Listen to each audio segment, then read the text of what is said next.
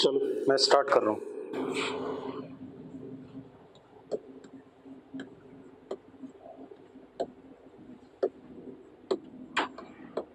Eddy currents, ठीक है, eddy currents या फौकाल्ट करंट।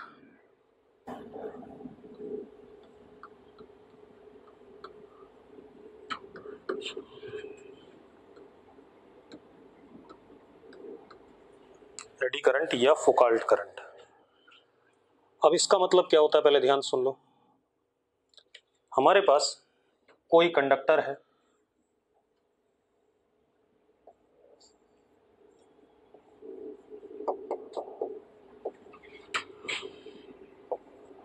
कंडक्टिंग शीट और कंडक्टिंग सॉलिड लंप। ये कोई कंडक्टिंग शीट हो सकती है या सॉलिड सा कंडक्टर हो सकता है, पत्थर टाइप का, ठीक है। ये अब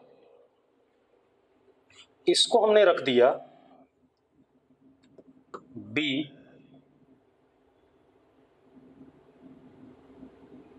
suppose B is time varying, अंदर की तरफ B इज टाइम वेरिंग। ये सुनो, हाँ या ना जल्दी बताओ भाई। मैग्नेटिक फील्ड कैसा है? टाइम वेरिंग है। क्लियर है? ठीक। अब जरा देखो एक मिनट, आप एक बात बताओ, इस कंडक्टिंग शीट के थ्रू जो फ्लक्स है वो फ्लक्स अंदर की तरफ होगा कंडक्टिंग शीट के थ्रू, और वो भी टाइम वेरिंग होगा या नहीं होगा? होगा या नहीं होगा? जल्दी बताओ। मान लेते हैं B बढ़ रहा था अंदर की तरफ, तो फ्लक्स भी अंदर की तरफ बढ़ेगा।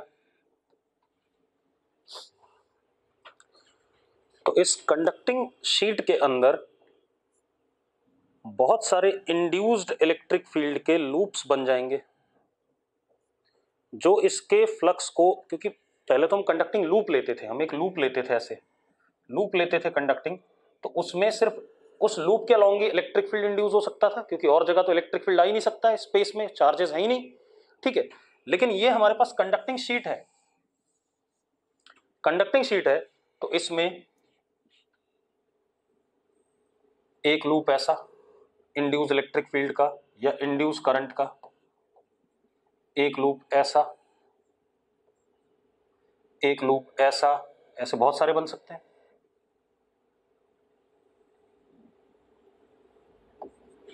बन सकते हैं या नहीं? और जरा देखो सारे में करंट का डायरेक्शन, जो फ्लक्स बढ़ रहा है उसको क्या कर रहा है, अपोज कर रहा है कि नहीं कर रहा है, चेक करो। ठीक है, इतनी बात।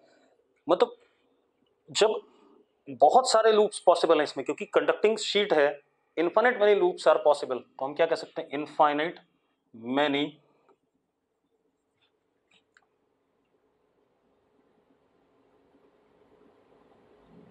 loops of I induce are possible in conducting sheet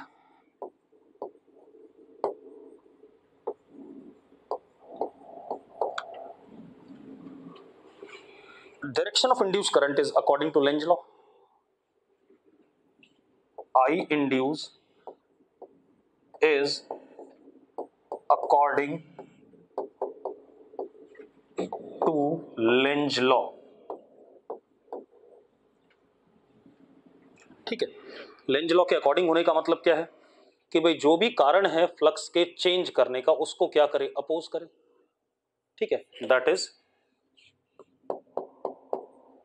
whatever be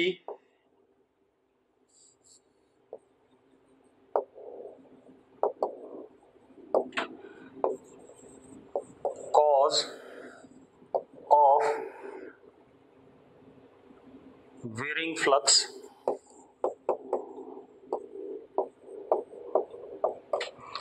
is opposed by I induced loops or eddies इनको एडीज भी कहते हैं। जैसे समंदर में जो भंवर सा बनता है उसको हम एडीज ही कहते हैं, ठीक है, इतनी बात।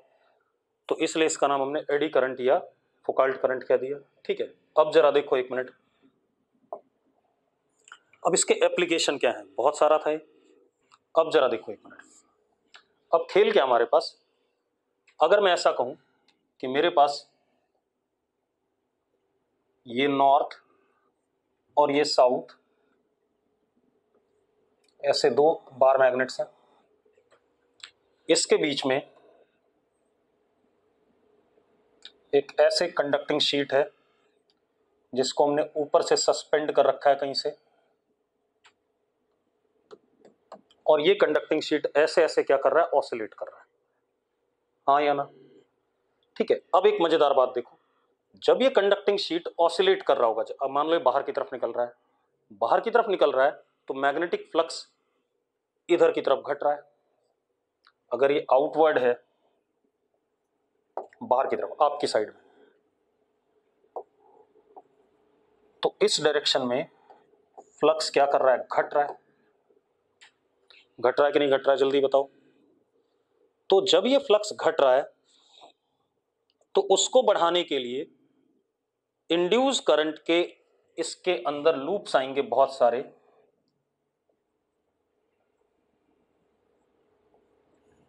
ऐसे, ताकि इधर की तरफ फ्लक्स को क्या करा सकें, इंक्रीज करा सकें, हाँ या ना, अरे यस और नो। और ये जो इंड्यूस करंट आएगा, ये इंड्यूस्ड फ्लक्स है बेटा, जो इंड्यूस्ड करंट आएगा, अब अगर फ्लक्स को इधर की तरफ बढ़ा रहे हैं तो एक्चुअल में मैकेनिकल क्या, ये बाहर की तरफ आ रहा था, तो इसको बाहर जाने से क्या करेगा, रोकेगा कि नहीं रोकेगा इंड्यूस करंट। तो I induce will oppose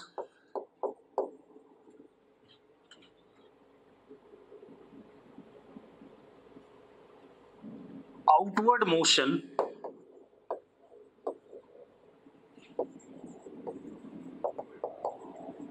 of conductor, yes और नो, हाँ या ना। मतलब अगर ये बार मैग्नेट ना होते, तो नॉर्थ और साउथ ना होते, तो ये ऑसिलेशन सिंपल होता। अगर हम बाकी रेजिस्टेंसेस इग्नोर कर दें तो एसएचएम होता कि नहीं होता, अगर छोटे एंगल के लिए देखें। लेकिन इस आई इंड्यूस के आने की वजह से जब ये बाहर जाना चाहेगा तो इसको बाहर जाने से क्या करेगा, रोकेगा। तो ग्रेजुअली एम्पलीट्यूड धीरे धीरे क्या करेगा, घटेगा। तो हमारे पास क्या आ गया, डैम्प्ड ऑसिलेशन आ गया कि नहीं आ गया, दैट इज डैम्प्ड ऑसिलेशन। आप ऐसे देखो, एक और बात बताता हूं, जब ये बाहर चला जाएगा और फिर जब अंदर आएगा तो फ्लक्स इस साइड में बढ़ेगा, तो इंड्यूस अपोजिट हो जाएगा, हाँ या ना, जो मैंने दिखाया उसके अपोजिट हो जाएगा कि नहीं हो जाएगा, जल्दी बताओ। तो उसको अंदर आने से रोकेगा, फिर मतलब ग्रेजुअली एम्पलीट्यूड क्या करेगा, घटेगा, और क्या हो जाएगा, डैम्प्ड ऑसिलेशन आ जाएगा, हाँ या ना, ठीक है। तो eddy currents are useful in damped oscillators. तो लिखो जरा, सबसे पहले ये बना लो, फिर उसके बाद लिखते हैं, मैं इसके एप्लीकेशंस बता रहा हूं। अब लिखो जरा, eddy currents are useful in damped oscillators. जहां पर हमें डैम्प्ड ऑसिलेटर चाहिए होते हैं, ग्रेजुअली एम्पलीट्यूड घटते घटते क्या हो जाए, खत्म हो जाए, तो वहां पर एडी करंट का यूज है। और ये इसका ड्रॉबैक भी है भाई, कई बार हम ऑसिलेशन चाहेंगे जिसमें डैम्पिंग ना हो, ठीक है, इतनी बात, और डैम्पिंग ड्यू टू क्या हो जाएगी, एडी करंट हो जाएगी, ठीक है। तो that is it's what, disadvantage also. कुछ भी मान सकते हो, आपको जैसी जरूरत हो उस हिसाब से। क्लियर है, क्लियर है भाई। दूसरा, दूसरा क्या है, इंडक्शन फर्नेंस। क्या चीज है, इंडक्शन फर्नेंस। अब इंडक्शन फर्नेंस क्या है बेटा, देखो जरा, हमारे पास कोई ये मेटल का चैम्बर है, मेटल का,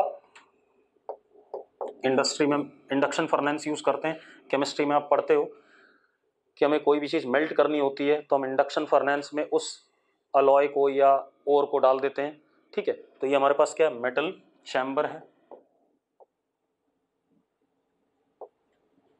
अभी जब मेटल चैम्बर है, ठीक है, इसको हमने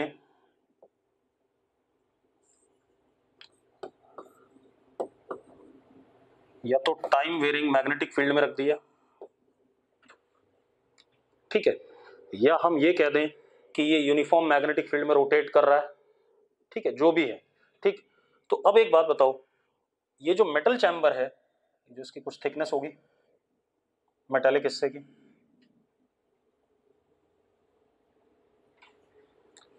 हाँ या ना, इसके अंदर इनफाइनाइट मेनी एडी लूप्स बनेंगे कि नहीं बनेंगे?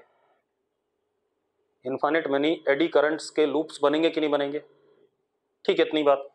तो infinite many eddy current loops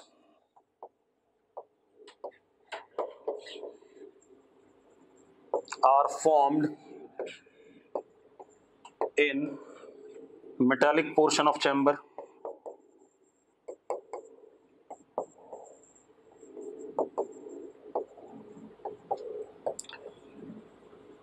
जिसकी वजह से, क्योंकि मेटालिक है चैम्बर, इसकी कुछ ना कुछ रेजिस्टेंस होगी, तो ड्यू टू विच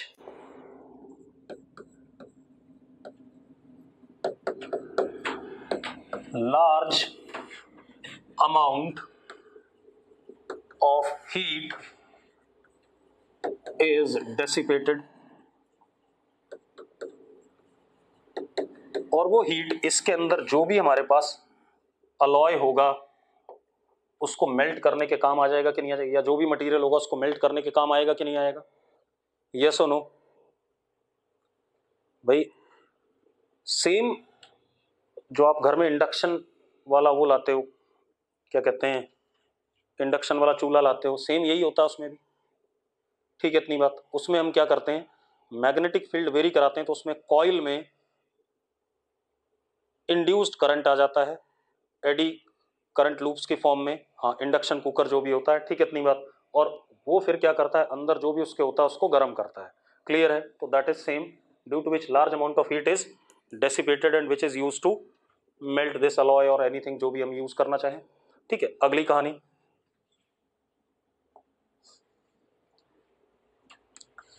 लेकिन एडी करंट्स का एक नुकसान भी है, कई जगह पर अनवांटेड एडी करंट लूप्स बन जाते हैं। अनवांटेड बनने की वजह से हीट डेसिपेट होगी फालतू, यस और नो? ठीक है, तो आप लिख लो, जरा लिखो, due to eddy currents unwanted heat is dissipated by conductor, unwanted heat is dissipated by conductor. कोई दिक्कत है इसमें? कोई इशू हो तो बता दो भाई। चलो, ये बात हो गई। अब एक चीज और लिखो, मैग्नेटिक लेविएशन। मैग्नेटिक लेविएशन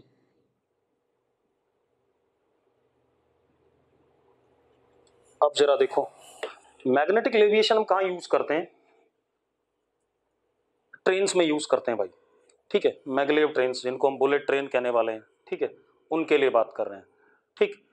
तो उनमें क्या होता है, देखो एक मिनट, हमारे पास नीचे जो भी पटरी होगी उसमें ऐसे करके हमने एक नॉन कंडक्टिंग मटेरियल, ठीक है, इसके ऊपर ये पटरी है जिस पे ट्रेन ने चलना है, इस पे हम कंडक्टिंग वायर लपेट देंगे,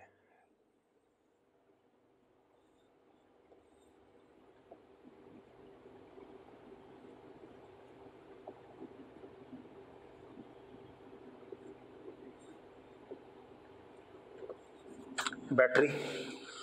अब यहां पर जो ट्रेन होगी, जो भी सब्सटेंस होगा, ट्रेन के पहिए वगैरह जो भी होंगे, ये हमने डायमैग्नेटिक सब्सटेंस के बना दिए।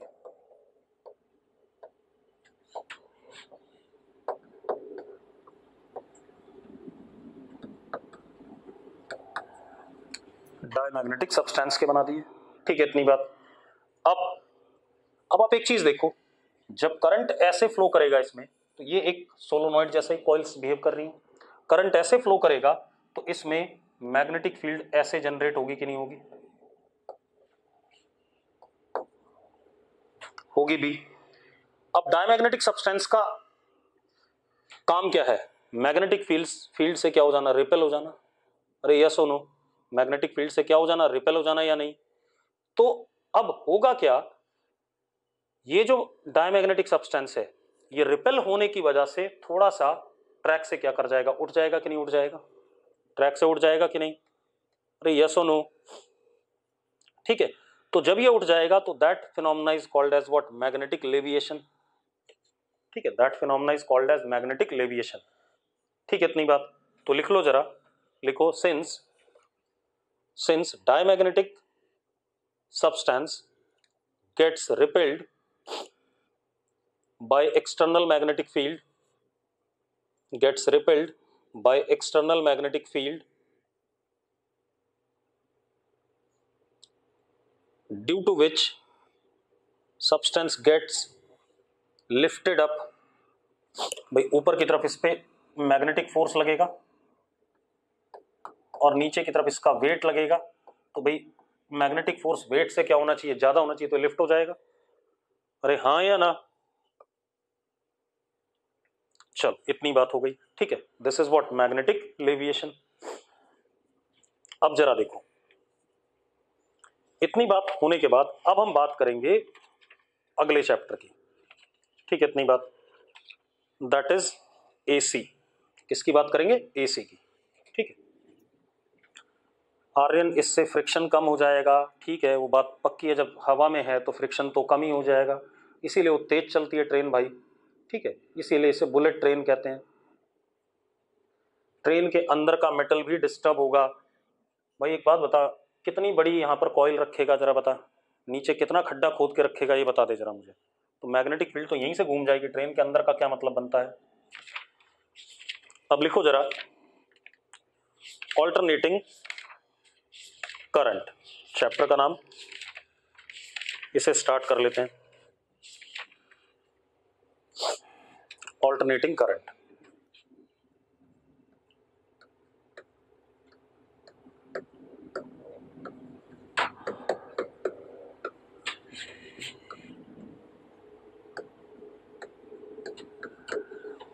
पहले मैं डिफाइन कर दूं ऑल्टरनेटिंग करंट या ऑल्टरनेटिंग वोल्टेज।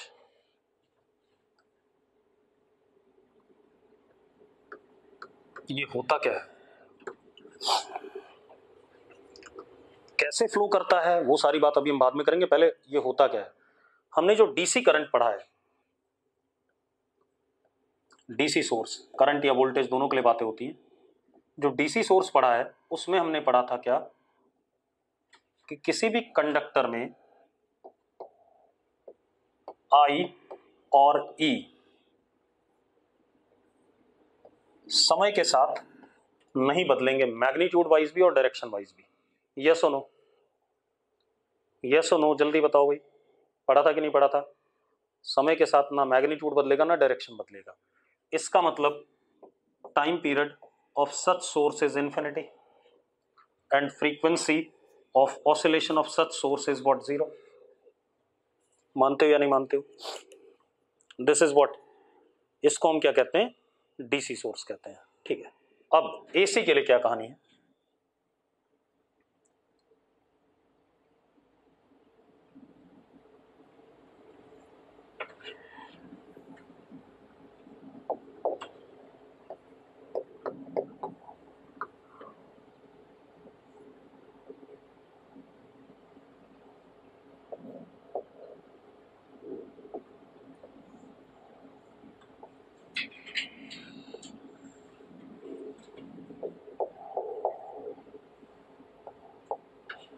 इसमें क्या है आप देखो एक मिनट, आइडेंटिकल वेरिएशन है एक पर्टिकुलर टाइम पीरियड में।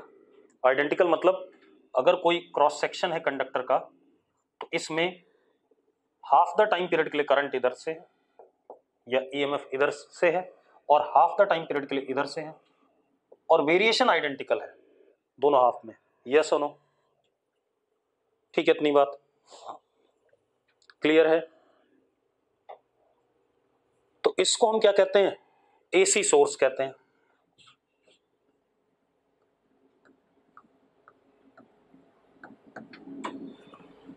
अब एक चीज देखो, पीरियोडिक है, फ्रीक्वेंसी भी फिक्स है 1/T, हाँ या ना?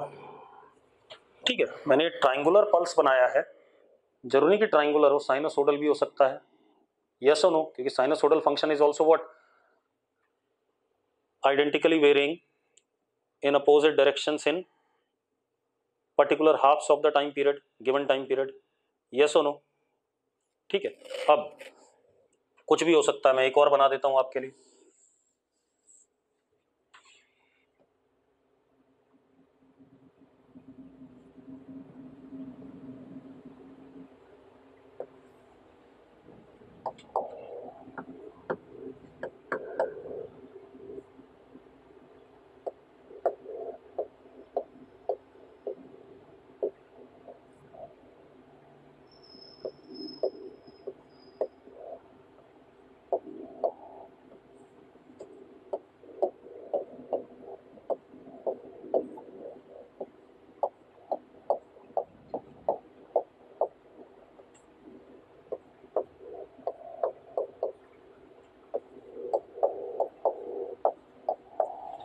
ये भी एसी है, यस और नो? जरा चेक करो एसी है या नहीं है। ठीक है, ये कहानी आ गई, और हमने एसी सोर्स प्रोड्यूस भी करा था ईएमआई में, करा था कि नहीं करा था? ईएमआई में सेमी सर्कल वाला रोटेट कराया था या प्लेन को रोटेट कराया था, उसमें एसी सोर्स ही प्रोड्यूस हो रहा था कि नहीं, यस और नो? ठीक है, इतनी बात। अब खेल क्या हमारे पास, ध्यान सुनो, ये कहानी आ गई। ठीक है, और भी सोर्सेज होते हैं, और भी सोर्सेज होते हैं। अगर मैं ऐसा कोई ग्राफ बना दूं, देखो एक मिनट, ये जरूरी नहीं कि हमेशा डीसी या एसी हो,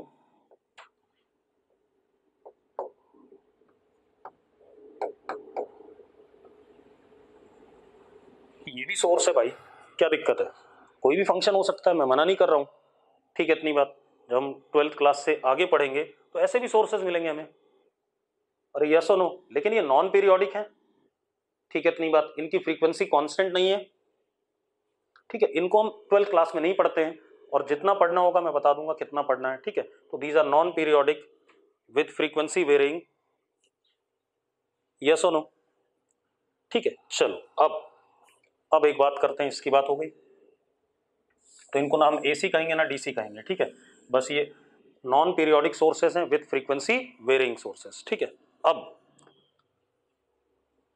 सबसे पहली चीज, जब डीसी करंट फ्लो करता है किसी कंडक्टर में, मैं आपको कंडक्टर दिखा रहा हूं, कंडक्टर सिलिंड्रिकल होते हैं ज्यादातर, लिखो जरा, लिखो, skin effect, skin, SKIN, skin effect,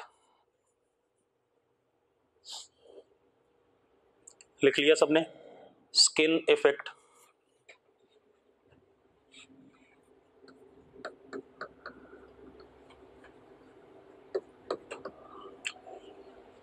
लिखो, मोस्ट ऑफ द कंडक्टर्स, जो आप घरों में तारे देखते हो सिलिंड्रिकल होती हैं तारे, यस और नो? जिस जगह पे मोड़ना होता है वहां पर मोड़ लेते हैं। Most of the conductors are cylindrical, तो हम उन्हीं की बात करें। ठीक है, most of the conductors are cylindrical. अब जरा देखो, मैं उसका क्रॉस सेक्शन दिखा रहा हूं सिलेंडर का, ये कंडक्टर है, ऐसे आ रहा है, ये सुनो, ये कंडक्टर अभी दिख रहा है सबको, बाहर की तरफ अंदर की तरफ। ठीक है, डीसी करंट, अगर मैं डीसी करंट की बात करूं तो सारा करंट डीसी वाला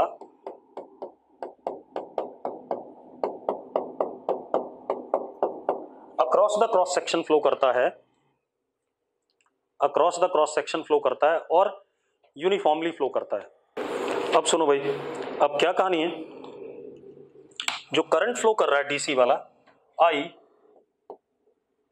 is across cross section of conductor, और जो करंट डेंसिटी है दैट इज यूनिफॉर्म। ये कहानी तो हो गई किसके लिए, डीसी के लिए। ऐसे ही पढ़ा हमने डीसी के लिए, यस और नो, अगर याद हो तो यस लिख दो भाई, ऐसे ही पढ़ा था हमने जब करंट इलेक्ट्रिसिटी चैप्टर पढ़ा था, ठीक है। लेकिन एसी में ऐसा नहीं होता है, वो देखना है हमें, एसी में क्या होता है वो चेक करना है। अब जरा देखो एक मिनट, एसी में क्या होता है। ये सिलिंड्रिकल कंडक्टर है,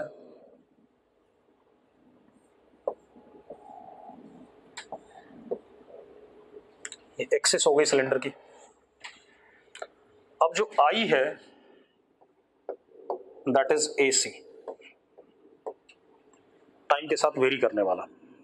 और कैसे, एक हाफ में अंदर की तरफ और अगले हाफ में बाहर की तरफ। यस और नो, यस और नो, जल्दी बताओ भाई। ठीक, अब मजेदार बात देखो, अब ध्यान सुनना। मान लेते हैं इस पर्टिकुलर मोमेंट पे आई अंदर की तरफ है और बढ़ रहा है, आई अंदर की तरफ है और बढ़ रहा है, मान सकते हैं या नहीं, मान सकते हो भाई, ठीक है। अब आई अंदर की तरफ बढ़ रहा है, अब मेरी बात ध्यान सुनना भाई, आप यहां पर एक छोटा सा पोर्शन पकड़ लो, सिलेंड्रिकल कंडक्टर है, ये आपने छोटी सी पट्टी पकड़ ली, इस पे क्या पकड़ ली, पट्टी, हाँ या ना, मान सकते हो या नहीं, मतलब कंडक्टर ही है, कंडक्टर की पट्टी कहां तक, जहां से वायर इधर आ रहा था और उधर जा रहा था, थोड़ा बड़ा बना देता हूं मैं इसे, ऐसे, मान सकते हैं या नहीं, अरे स्ट्रिप मान ली ना यार, ऐसे करके कंडक्टिंग स्ट्रिप। अब एक बात तो, आई अंदर की तरफ है और अंदर की तरफ बढ़ रहा है, ठीक है, या अंदर की तरफ नहीं, आई बाहर की तरफ मान लेते हैं, किसको मान लो वो तो आपकी मर्जी है। आई बाहर की तरफ क्या कर रहा है, बढ़ रहा है, ध्यान सुनना, बहुत ही बढ़िया चीज होने वाली है। आई बाहर की तरफ बढ़ रहा है, तो इस आई की वजह से जो मैग्नेटिक फील्ड होगी इस जगह पर, ऐसे होगी या नहीं होगी, पहले बताओ मुझे।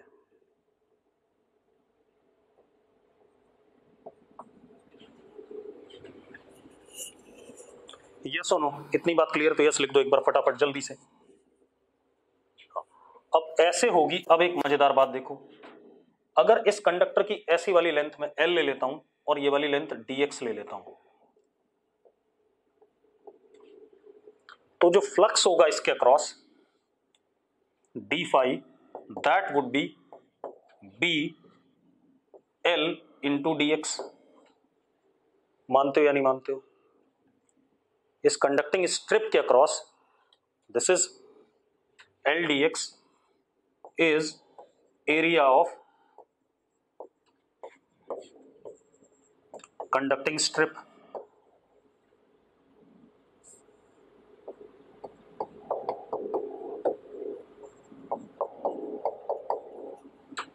हाँ या ना, यस और नो। अब आप एक बात बताओ, ये फ्लक्स ऊपर की तरफ बढ़ रहा है या नहीं बढ़ रहा है, ऊपर की तरफ बढ़ रहा है या नहीं, ऊपर की तरफ बढ़ रहा है, बिल्कुल सही बात है, ऊपर की तरफ फ्लक्स बढ़ रहा है। ये कंडक्टर है या नहीं, पहले बता दो, ये स्ट्रिप कंडक्टर है और इस स्ट्रिप में फ्लक्स ऊपर की तरफ बढ़ रहा है। एडी करंट का लूप बन सकता है कंडक्टर के अक्रॉस, जो इसके फ्लक्स को बढ़ने से क्या करे, रोके। इसीलिए मैंने एडी करंट पढ़ाया भाई, एडी करंट का लूप बन सकता है इस कंडक्टर के अक्रॉस, इस स्ट्रिप के अक्रॉस, जो इसके ऊपर की तरफ फ्लक्स को बढ़ने से रोके। कैसे, जरा देखो, ऐसे बन सकता है, करंट ऐसे आ जाए, मतलब यहां पर, दूसरे कलर से लेना,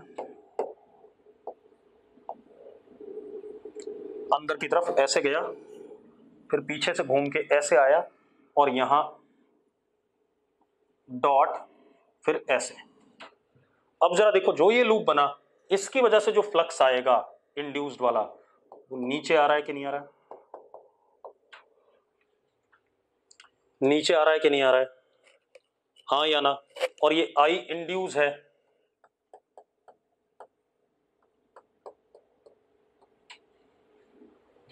यस और नो। देखते जाओ, बहुत सुंदर सा खेल हो रहा है, इतने डिटेल में हम जाते नहीं कभी। अब खेल क्या है देखो, एक मिनट, हो क्या रहा है, ये जो एक्सिस के पास वाला एंड है इसका, वहां पर आई इंड्यूस अंदर है और आपका आई किधर था, बाहर। आपका आई किधर था, बाहर, हाँ या ना? तो एक बात बताओ, एक्सिस के पास वाले रीजन में करंट टोटल घट रहा है या नहीं घट रहा है?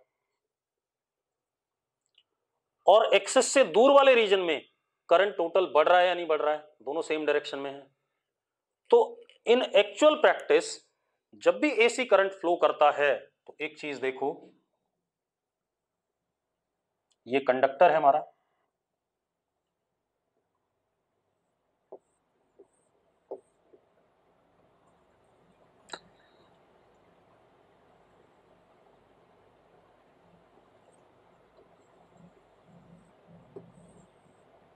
करंट सिर्फ इस रीजन में फ्लो करना शुरू कर देता है, एक्सिस के पास वाले रीजन से करंट क्या हो जाता है, गायब हो जाता है। अरे यस और no?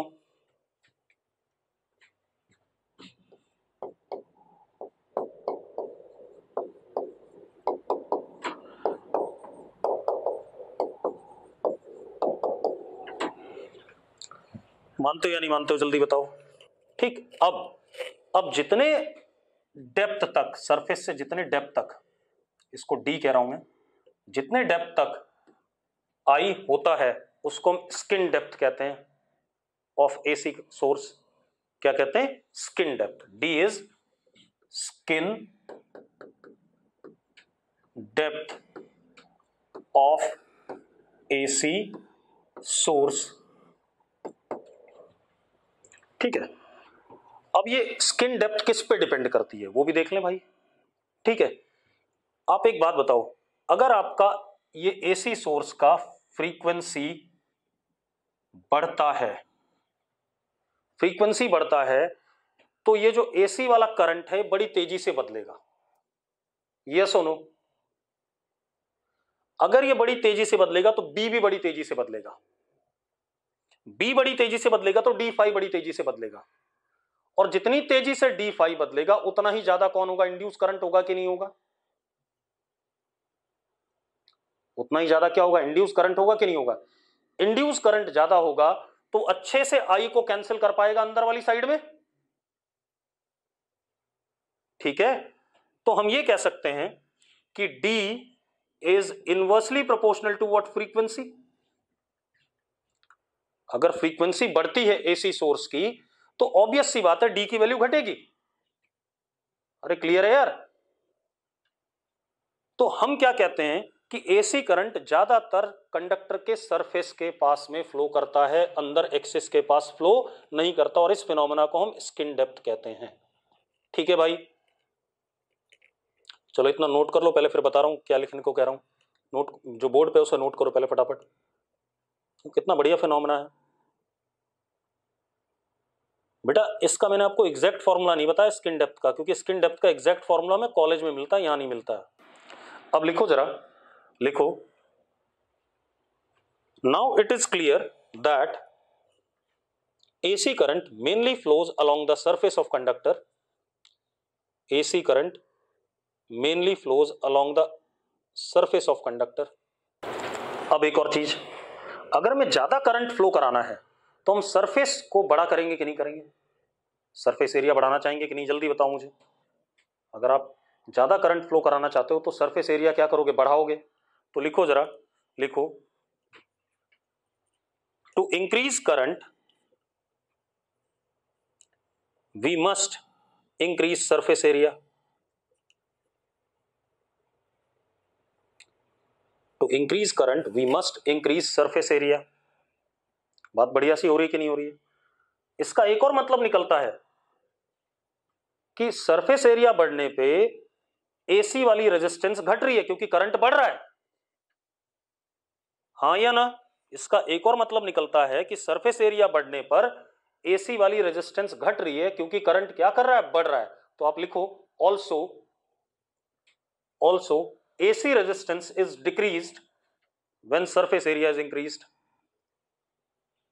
Also AC resistance is increased when surface area is, AC resistance is decreased when surface area is increased.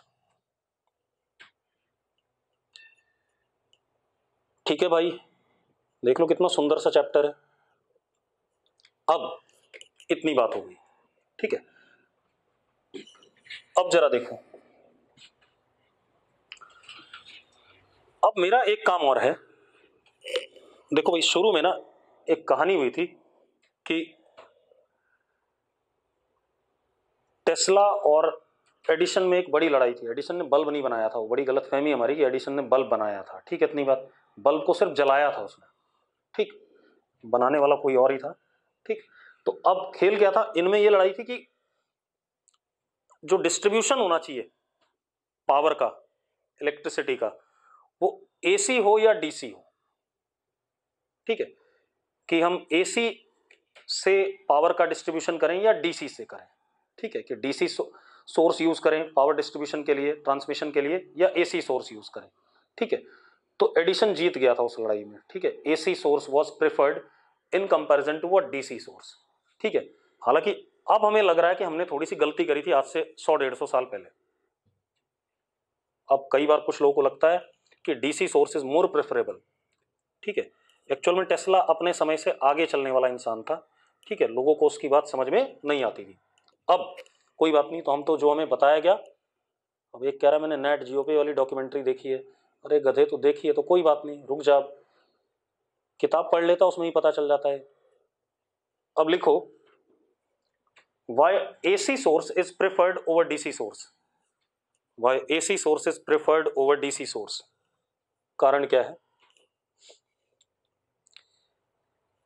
पहली चीज तो बेटा, ज्यादातर जो हमारी इलेक्ट्रिकल मशीन्स थी पहले, अभी भी जो बड़ी मशीन्स है, turbine, generators, those all are compatible with AC current and voltages, क्योंकि वहां पर हमेशा रोटेशन की बात होती है, और वो मैग्नेटिक फील्ड में जब भी रोटेट होता है तो एसी करंट या वोल्टेज सोर्स प्रोड्यूस होता है, ठीक है। तो पहला पॉइंट लिखो, most of the electrical machines such as generators, turbines, motors are more compatible with AC sources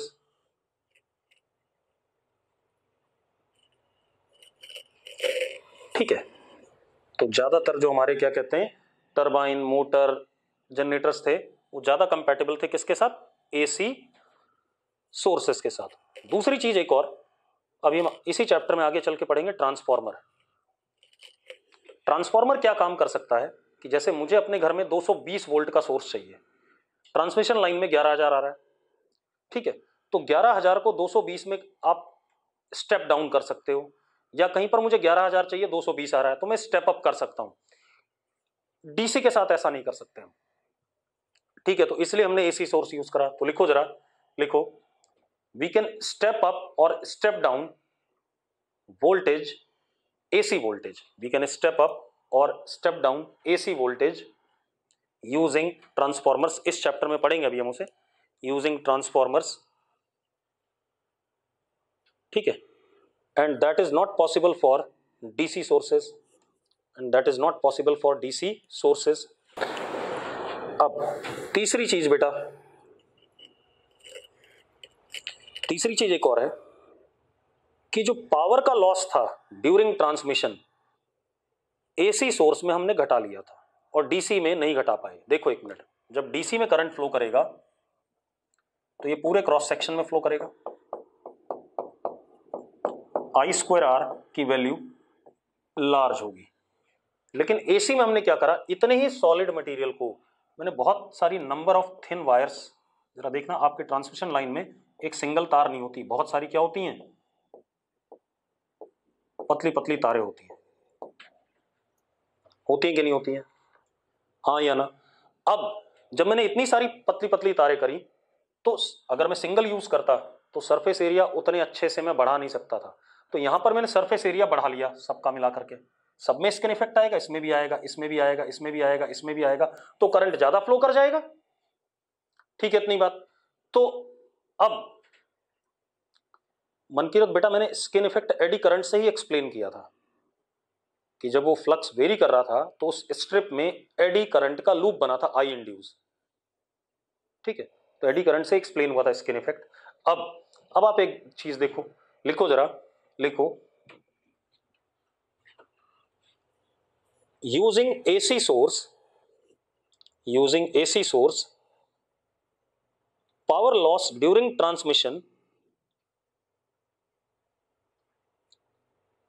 can be reduced, power loss during transmission can be reduced when we use multiple thin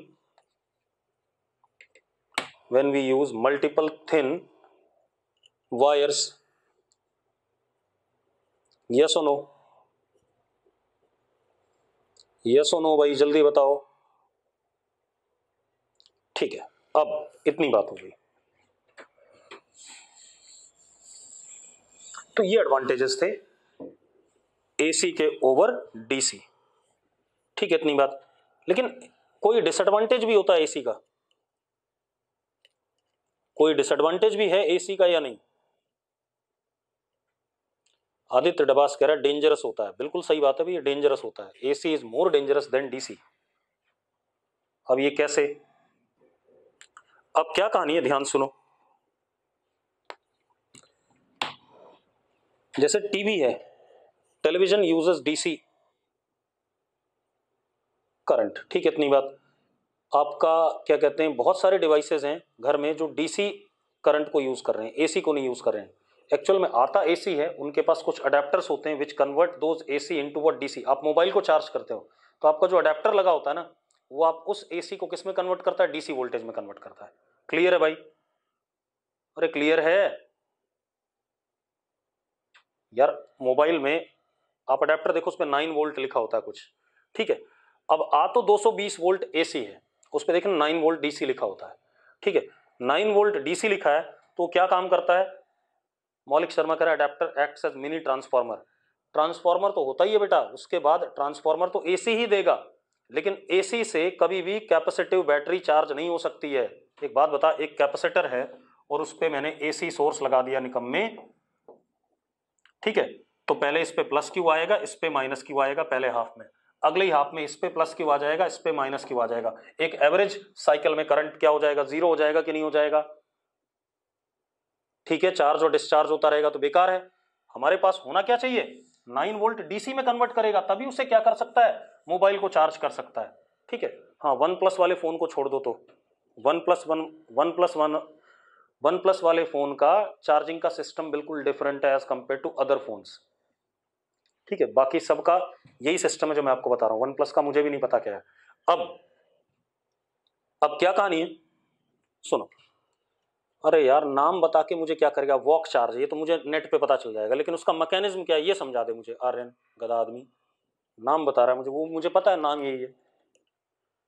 fast charging क्यों होती है मुझे ये भी पता है, उसमें double battery system है, बाकी किसी फोन में डबल बैटरी सिस्टम नहीं है। अब एसी क्यों डेंजरस है वो बता दूं मैं आपको। एक्चुअल में अभी जब आप पढ़ोगे तो अगर कहीं पर एसी सोर्स की पीक वोल्टेज ई नॉट है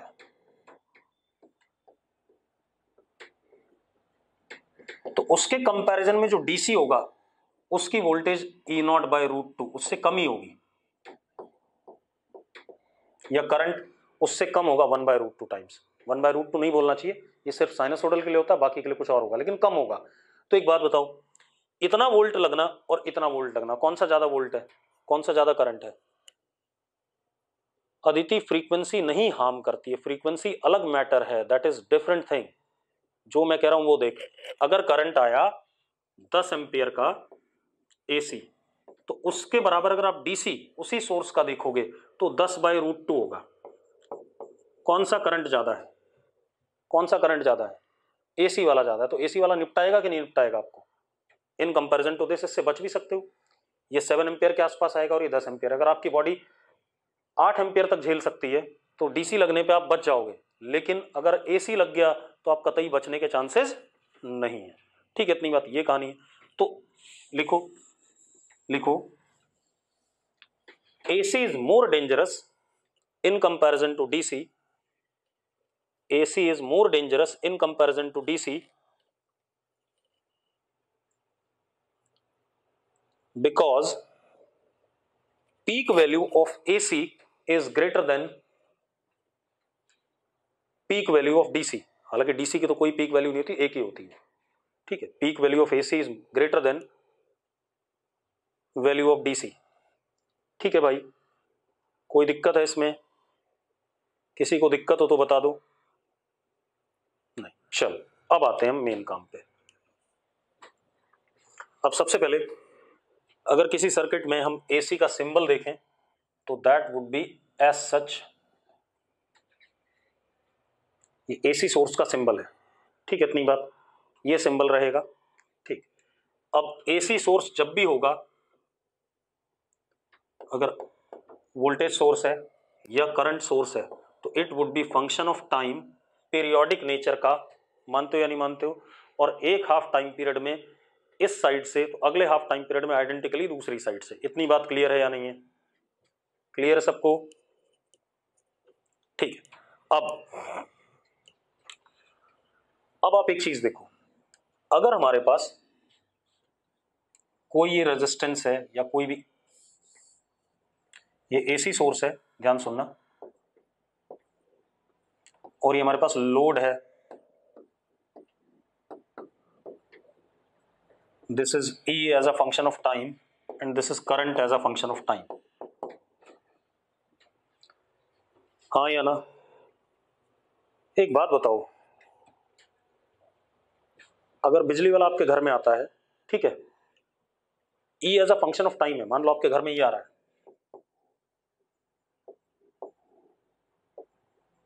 ये आ रहा है, ठीक है। बिजली वाला तो बोलता है कि 220 वोल्ट आ रहा है, बोलता है नहीं बोलता है? लेकिन अगर आप समय के साथ देखो तो हर मोमेंट पे E की वैल्यू अलग अलग है। E की वैल्यू 0 भी है, E0 भी है, E0/2 भी है, E0/√2 भी है, √3 E0/2 भी है, सब कुछ है या नहीं है? हाँ या ना? तो बिजली वाला जो 220 बोलता है वो क्या बवाल है, ये बता दो मुझे। वो क्या चीज है? वो होता है RMS वैल्यू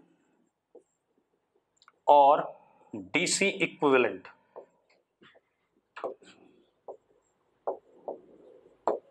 उसको हम क्या कहते हैं? RMS वैल्यू या DC इक्विवेलेंट। मतलब इस सोर्स का अगर मैं इक्विवेलेंट DC बनाऊं,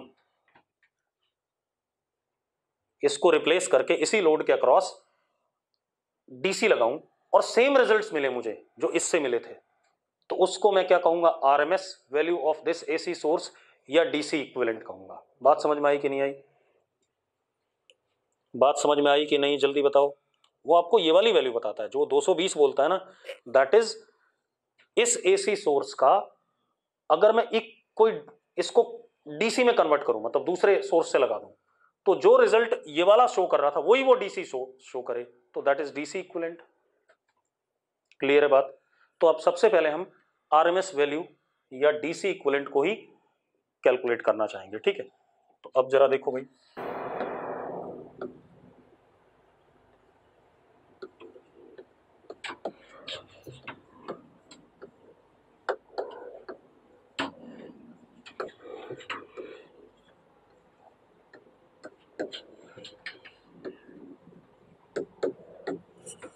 RMS वैल्यू और DC equivalent of AC source. Clear है?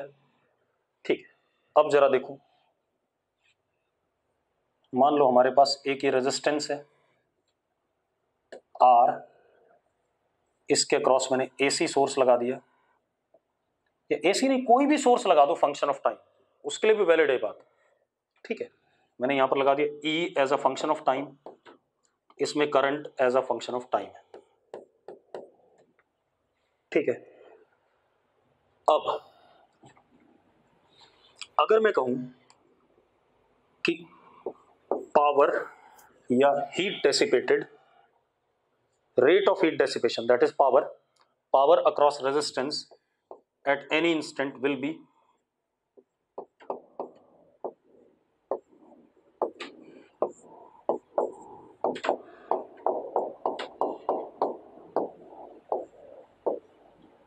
यही होगा या नहीं होगा? अरे रेट ऑफ हीट डेसिपेशन यही होगा कि नहीं होगा? जल्दी बताओ। ये होगा, बिल्कुल सही बात है। अगर ये होगा, ठीक है, इतनी बात, तो heat dissipated P dt for the small time interval, तो क्या हो गया, H is equal to integration P dt for a one time period, for one cycle, या अगर AC नहीं है तो जितने टाइम पीरियड के लिए उसने दिया हुआ है, ठीक है, इतनी बात जितने टाइम के लिए दे रखा है, तो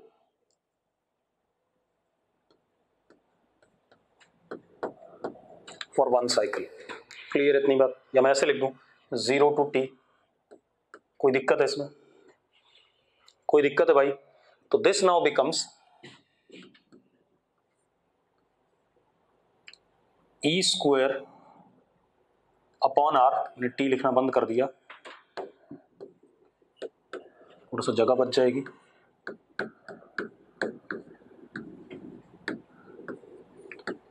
लिख सकता हूं या नहीं, जल्दी बताओ, लिख सकता हूं या नहीं बेटा।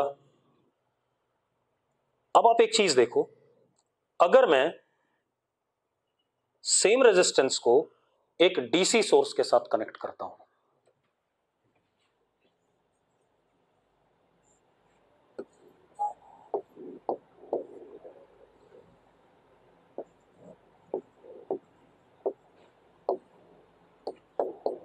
क्योंकि ज्यादातर आरएमएस यूज करेंगे, ये डीसी इक्विवेलेंट हो गया।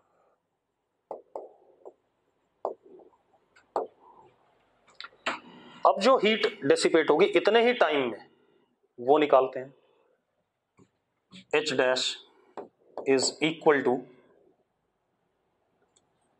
E RMS का square upon R into T, या I RMS का square into R into T, yes और नो, जल्दी बताओ भाई, ये बात क्लियर है तो यस लिख दो एक बार फटाफट। अब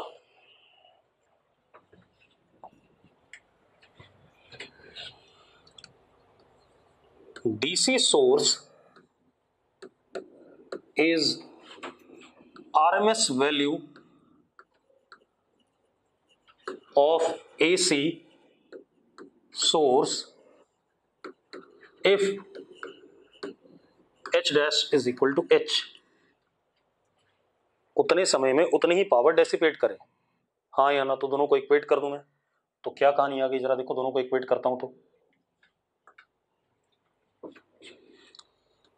E RMS का square upon R into T is equal to integration E square dt upon R 0 to T, बेटा R तो फिक्स होगा, कट गया, तो E RMS comes out to be under root integration E square dt 0 to T upon T, yes और no, ये formula बन गया कि नहीं बन गया, रूट मीन स्क्वायर वैल्यू। अब सेम करंट के फॉर्मेट में देखें, ये कौन सा आर्यन है जरा बताना मुझे,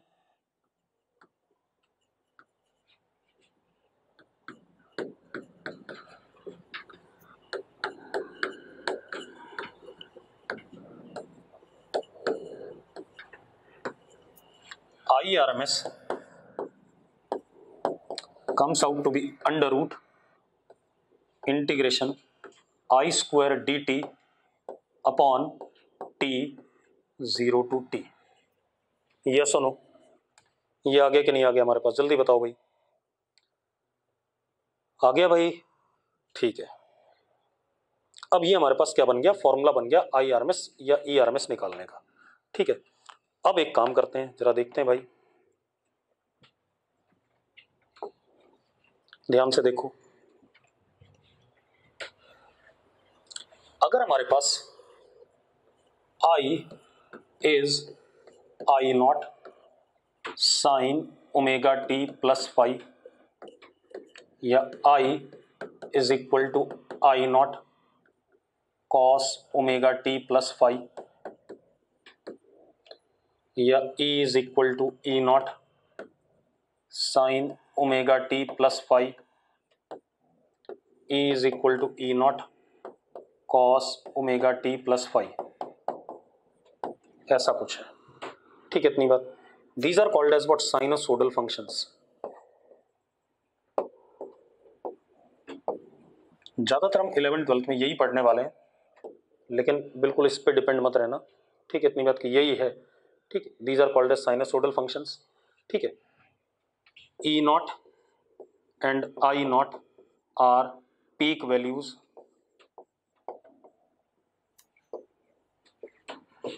ऑफ एसी, हाँ या ना, एम्पलीट्यूड है या पीक वैल्यूज हैं, जो भी कहना चाहो। Omega angular frequency, time period 2 pi by omega, frequency is omega upon 2 पाई या 1 अपॉन टाइम पीरियड, पता हमें एसएचएम ही है तो सारा का सारा, ठीक है, इतनी बात। फाई इनिशियल फेज आपको क्या बताता है, इनिशियल मैग्नीट्यूड बता देगा ई का और उसका डायरेक्शन बता देगा। ऐसा पढ़ा है कि नहीं पढ़ा हमने, जल्दी बताओ यार, बड़े निकम्मे हो, ठीक है। अब अगर मुझे इनकी आरएमएस वैल्यू निकालनी है तो मैं क्या करूंगा, देखो जरा मैं क्या करने वाला हूं। अगर मुझे आई आरएमएस निकालना है किसी भी एक का, सेम रिजल्ट आएगा, तो क्या करूंगा मैं, under root integration I square d t phi से t plus phi upon t, यही करूंगा कि नहीं करूंगा, जल्दी बताओ, हाँ या ना, ठीक है। तो ये कहानी आ गई। अब इसको इंटीग्रेट कर दें, ऐसी ई को इंटीग्रेट कर दें, तो आई आर एम एस जो आएगा किसी भी वाले के लिए वो आएगा आई नॉट बाई रूट टू, यही कह रहा था मैं भी आपसे। ये डीसी इक्विवेलेंट होता है, तो डीसी इक्विवेलेंट हमेशा उसकी पीक वैल्यू से क्या होता है, छोटा होता है, इसलिए लेस डेंजरस हो जाता है। आई नॉट बाई रूट टू आएगा और ई आर एम एस आएगा ई नॉट बाई रूट टू। आप करके देख लो इंटीग्रेट, आपको मिल जाएगा ऐसा। अरे मैं करा नहीं रहा हूँ इंटीग्रेट, तुम्हारा काम है भाई, मैं इसको रखूँ वहाँ फिर इंटीग्रेट करूँ, ये मैं करने वाला नहीं, समय नहीं खराब करूँगा। अरे यस और नो, ठीक है। अब ये बात हो गई, ठीक है। मतलब कभी भी साइनोसोडल फंक्शन होगा तो उसकी जो पीक वैल्यू, सॉरी उसकी आरएमएस वैल्यू होगी वो peak value by root two होगी, सिर्फ साइनोसोडल के लिए। ये ध्यान रखना, ये मत कर देना कि मैंने लिखा I is equal to I naught e की power minus t upon tau, 0 to tau के लिए क्या बता दो, आरएमएस वैल्यू बता दो। तो निकम्मो ये मत कर देना आई नॉट बाई रूट टू, कुछ और भी आ सकता है, हाँ या ना, ठीक है। सिर्फ साइनोसोडल के लिए था ऐसा। अब एक सवाल कर लेते हैं इसी पे, करेंगे कई सारे, पहले एक देख लेते हैं। हमारे पास आई है I1 sign omega t plus I2 cos omega T, find out RMS value. चलो देखो इसको क्या लिख सकता हूं मैं, नहीं आता, बड़े वाले हो भाई। I is equal to under root I1 square, पहले भी करा रखा है एसएचएम में 10 बार, लेकिन तुम लोग निकम्मे ही रहोगे जीवन भर। 10 बार बताई हुई ये बात, पता नहीं कितने चैप्टर में बताई है।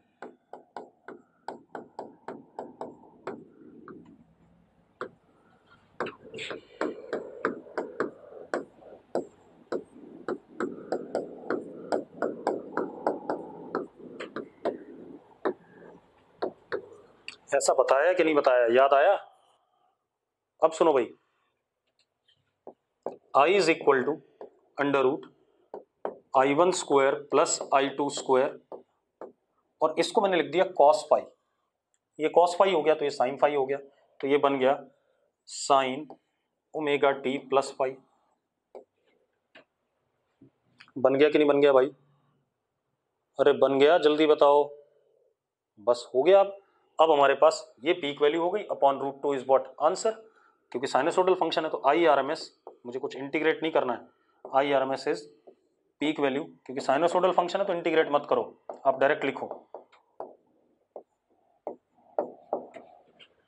ये आ गया कि नहीं आ गया, यस और नो, ठीक।